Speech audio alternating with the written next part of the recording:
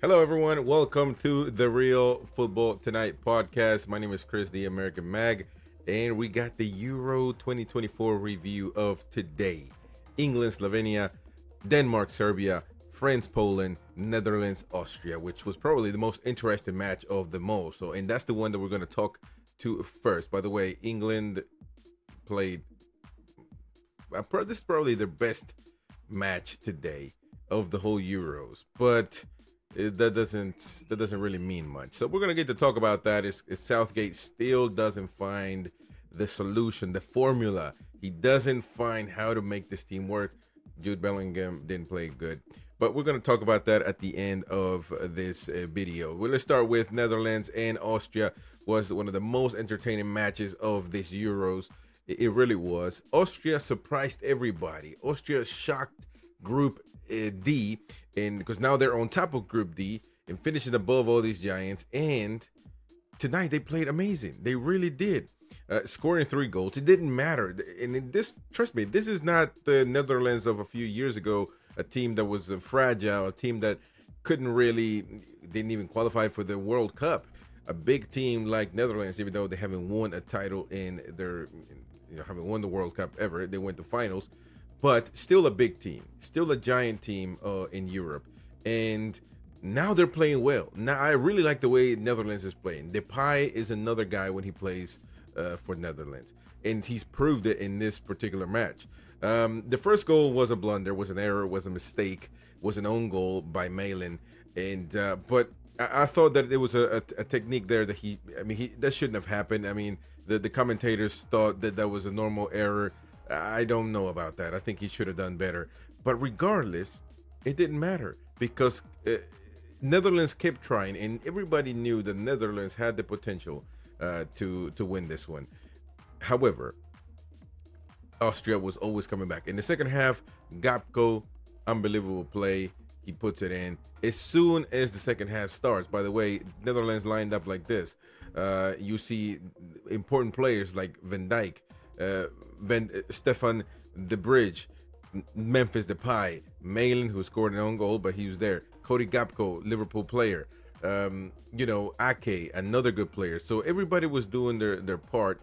However, it wasn't enough to beat this Austria team, which was unbelievable to me. It was unbelievable. Some of these guys, these are people that you probably haven't heard of, maybe a few, but regardless, they play as a team. This Austria team plays as a team. And I thought they did great, and in finishing on top of Group D of their group, it was unbelievable. It really was. And so, to say the least, though, everybody expected Netherlands to win, but Austria, you gotta watch out for. They really got interesting players. I really like Sabitzer. He is top notch. This guy is top notch, literally. Schmid as well. They both scored. Not only because they scored, but the way they did it, and they were really on top of their game. Austria as a whole, it was just full of team play. Again, like I said, Cody Gapko coming on in the second half, ready for business as well, the Liverpool man, and he scored and he got the job done. And everybody thought here that maybe this was it. Maybe this was the moment where Netherlands was going to take over the game, and I certainly thought that as well. However, it wasn't that. Because right after, maybe not right after, but 10 minutes later, close to 10 minutes, Schmid again puts Austria on top. And then I was like, there's no way that Austria's going to pull this off. Maybe they're going to battle for the draw. Well, 75th minute on the clock, Memphis Depay, a goal that they canceled at first, that nobody thought. When you see the replay, I knew VAR has to come in this. If they don't, this is going to be the worst robbery in the history of football, because it clearly hit Depay's body, stomach area, and then puts it down and of course scores. So goal valid. They're able to count it 2-1. They draw the game right now. They're 2-2. Memphis, Netherlands, and Austria. And then later on, not too long ago, 5 minutes later, Sabitzer with a smacker, with a screamer, puts Austria on top, and it was impossible from then to see Netherlands coming back. And I really thought that when Memphis Depay scored, that Netherlands once again was going to take over the match, but it didn't happen. Austria took over the match instead. I'm really impressed with what they did in this match in particular. I will say the Netherlands, the defensive game tonight, even though I did expect them to win this one, the defense wasn't good. The defense wasn't good. Obviously, Mailing with the own goal. I'm not gonna excuse him saying that it could have happened to anybody. Come on, you're playing in top football, elite football. You should know better than that. But just the third goal, the second goal for Austria, just the defense for the Netherlands was despicable to watch, man. It was sincerely despicable to watch. It was overwhelming, to say the least. But regardless, Austria finishes on top of this group. Let's take a look at it right now as we speak. So we go to Group D. You know what? We're going to review the groups in a minute, but Austria finishes 6th. France and Poland. Let's get to that one, because that was another match where France is not able to perform. They're not able to maintain a level of play that convinces fans to actually think they can win this Euros. Did anybody think that they can win this Euros? Did anybody really believe that? I have no clue. I mean, they have all the talent in the world, but can they win it? That's the biggest question. When it comes to France, you see the lineup right there. Jules Koundé, Upamecano, who made a mistake, a penalty, Saliba, Hernandez, Kanté, and N'Golo Kanté, the best ever. Tchouameni, well, maybe not the best ever, but the best. For been a best DM for a while. Rabiot, amazing performance in my opinion. Dembele is one of the guys that it gives me a massive headache. I mean, he's unbelievable. Unbelievably bad and unreliable. You cannot rely on this guy for your offense. As simple as you just can't do it. Barcola, decent game as well. Kylian Mbappe, quiet game. I don't know why they gave him 8 points. Quiet game, even though he scored the penalty. That's good. But when it comes to France, I'm going to say this. I think that they are lacking strikers. They are lacking. It's kind of unfortunate, because Kylian Mbappe, you would assume that's all you need, but it's not, because you're missing. I think they're missing a number 9, a proper number 9.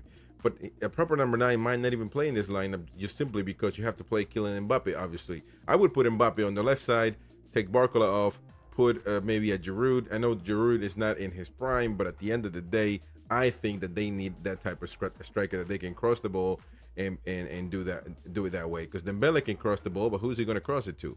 That is the problem.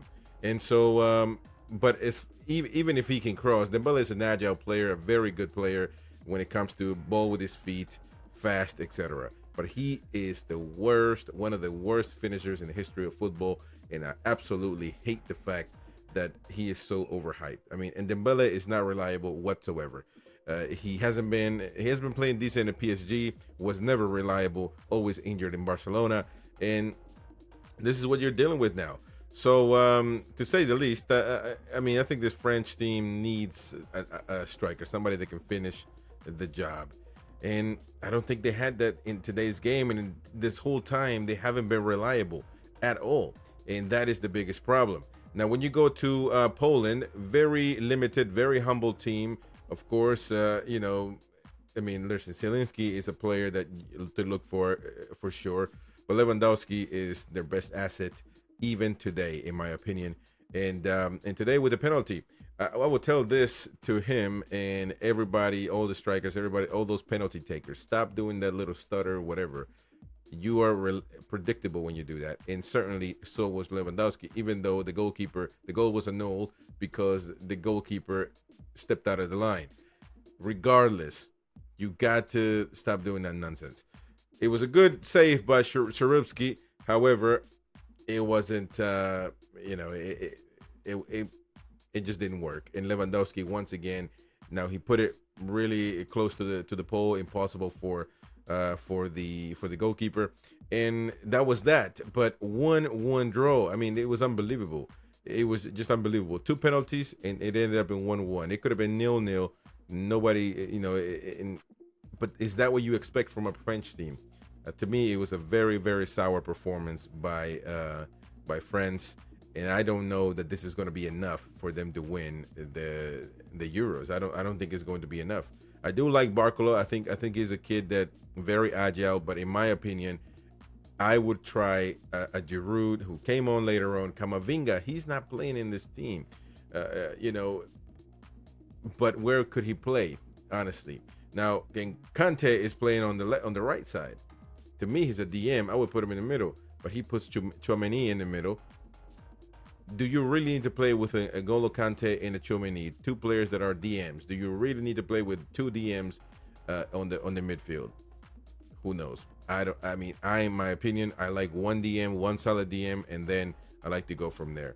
But I'm not the manager, of course. Let me know what you think in the comment section. Let me know if you think this is going to be enough for France to move on in the Euros. All right, and now moving on to the next one is England versus Slovenia. Actually, before we move on to that, let's take a look, just a quick look at Denmark and Serbia. Denmark moves on. Serbia disqualified, of course, and I mean, it was a really humble match, and you know, when you look at the stats, Denmark was better in my opinion, but I mean, none of them could have scored. You know, it was just one of those games. The probability, everybody thought that Denmark was going to win, but they just couldn't. They just couldn't, you know, go across and actually score. The stats are pretty much towards Denmark, you know, and what can you say? I mean, it was a match where somebody had to win and nobody did, but Serbia needed to win, and that was the main thing. Denmark, because they are in a group with England, who hasn't been performing well, with a bunch of draws and a bunch of low points. Really, that's all they needed to advance, and it wasn't enough for Serbia to move on as well. It just wasn't enough. So anyways, it is what it is. Let's move on from this and move on. Let's talk about England. Now, this is the match everybody's talking about. Obviously, we are followed by the majority are English people on NUFC Talk TV, English people, and so this is the match that has people losing their minds, and it is what it is, and they're deservingly so. I can say this: England today were, in my opinion, a better team overall. However, it's not an overwhelming victory by England. You know, Saka had a few opportunities where he was offside around the 20th minute. Kane was normal to me, nothing there. Phil Foden, you can say he was decent, but I mean, Declan Rice was good for England in my opinion, even though he had a few opportunities that he didn't take advantage of. Conor Gallagher, he was the change. He he was placed in this team to make a change, to make an impact. Was he an impact? Even though I defend Conor Gallagher and I would like to see him at Newcastle United, but was he really? Did he make that impact? Jude Bellingham tonight was, I will say, I always say this: Jude is the best player in the world. This season, he was the best player in the world. We have to see if that continues in the next one. Was that enough tonight? No, it wasn't. He was probably one of the worst players in England at the moment. I would agree with the scores right here that the back line was the best back line, the best performance collectively out of this back line, with Kyle Walker, with John Stones, with Gay, and of course Trippier. You know, so I think they were great. Now those two guys have yellow cards. I don't know if they got yellow cards before, so we got to keep an eye on the accumulations of yellow cards. Foden also had a free kick that was very interesting around the 34th minute. It was a long free kick, but certainly could have been dangerous. And actually, the goalkeeper for Slovenia had to really reach for that one. Now you can say on the second half that I think Saka had a scissor kick play or something. You know, they had opportunities, but in the second half, I wasn't really convinced with England. I was watching it, and I was also watching NUFC Talk TV for members only. They were doing a live stream. And listen, I think England is better than Slovenia and has been on paper better than most teams. But the fact of the matter is, I can't make myself say that they are absolutely that they deserve to win, because they just don't finish the job, man. It's not even one of those games that you can say, wow, England shot 10 times and they could have scored 4 of those times. No, it wasn't that at all. And the question remains for Gareth Southgate. Is he going to be? Is he the guy to take to help England cross the line? Is he going to be that guy? Kobe Mainoo comes on in the 46th minute. Cole Palmer finally comes on in the 71st minute of the game for Saka. Gallagher comes out. Mainoo comes on. I wasn't too mad about Mainoo coming on, but Cole Palmer coming in the 71st minute. Why? Saka is not the best player in the history of English football for you to wait until he gets up. Make the changes when you need to make the changes. I don't understand this whole waiting and hoping that you don't hurt people's feelings.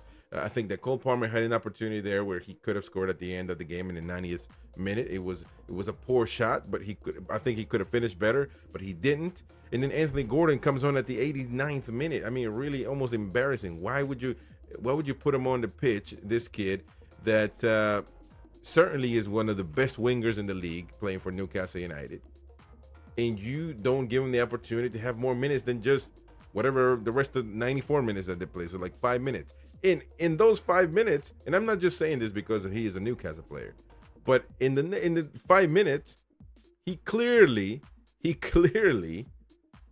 made a small impact, but an impact nonetheless. So listen, I'm not saying that Gordon is the solution for this team, but at the end of the day, you add pieces to make the team play better, or supposedly that's what you needed to do. Slovenia celebrated this as if they won the Euros, by the way. So you know how much this game meant. They move it, they advance, and Southgate's face was an unbelievable. It was a sight to see because it was like a lost almost. And it certainly was, man. It certainly was. Let's take a look at the groups real quick and go from there to finish off this daily review of the Euros. As you see right there on Group A, you got the one and only. Let me see. Make sure that you guys can see this. You got in Group A, you got Germany, Switzerland, Hungary, and Scotland. Obviously, Scotland eliminated. Germany, Switzerland, and Hungary move on ahead. You go to Group B. Pretty simple. Spain, leaders, of course, they've been performing well. Maybe not overwhelmingly being better, but I think they are the candidates to win this one, along with Germany, maybe, even though Germany's last performance wasn't the greatest. You got Italy, who's been getting performances, been getting wins, but typical Italy, they don't score 5-6 goals. They score one, they defend, and they move on. So typical Italy. This is Catenaccio to the best.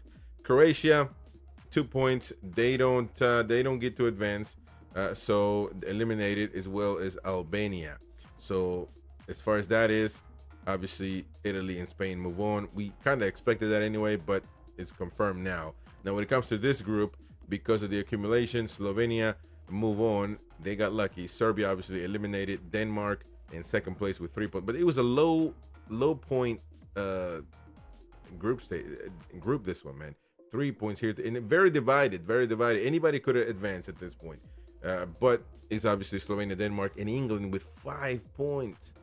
5 points for England, and they were expected to, on the books, when you look at the lineup, they are certainly expected to beat all these guys. Some people say this is going to be one of the easiest groups, but it certainly was not for England. So can they win the Euros playing like this?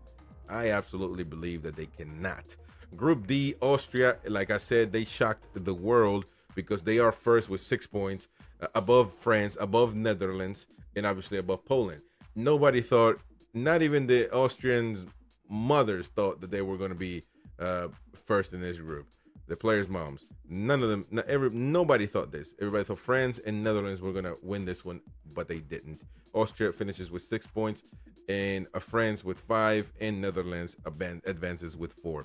I still believe, though, that France, if they get it right, if they fix that striker issue, in my opinion, and maybe a little more creativity in the midfield, they could become contenders to win this one. I think Netherlands they're more solid with their approach to games to maybe potentially be the ones to beat in this tournament as well. But I still believe that Spain is above all of them.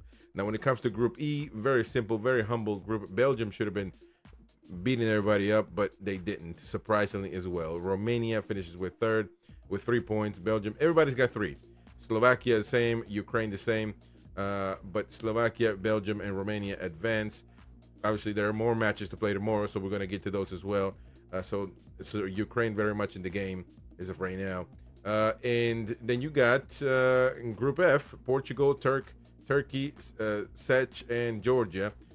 Georgia very limited, Czech very limited. Turkey and Portugal seem like they're the ones to advance. And there you go. So when you look at the stat real quick of the knockout stages, you see that Austria is there. They're going to play with this. They don't have a rival yet. England is still waiting as well. I think this is the only matchup that we got. Yes, it is, which is Switzerland versus Italy. They're the ones that are going to be competing. And on the other side, you got Spain waiting as well.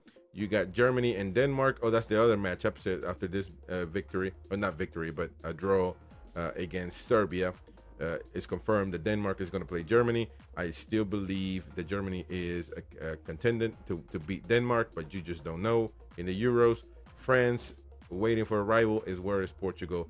So as far as that is concerned, we are still waiting for more matches. Now tomorrow very important, because tomorrow you got right here, you got Belgium, Ukraine. That's going to be interesting to see. Slovakia, Romania, another game that's decisive. Georgia, Portugal should get this one, and this should be advancing with no problem at all. You got Czech and Turkey as well, Switzerland and Italy to play, and this is a matchup. This is going to be a matchup, so they're going to play.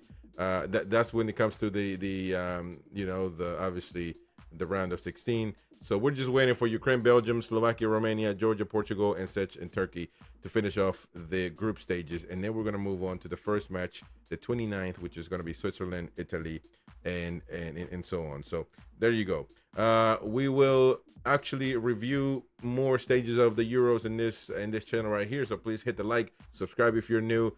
And of course, thank you so much for your support. My name is Chris. This is the Football Tonight podcast, and we will see you on the next one. Bye-bye.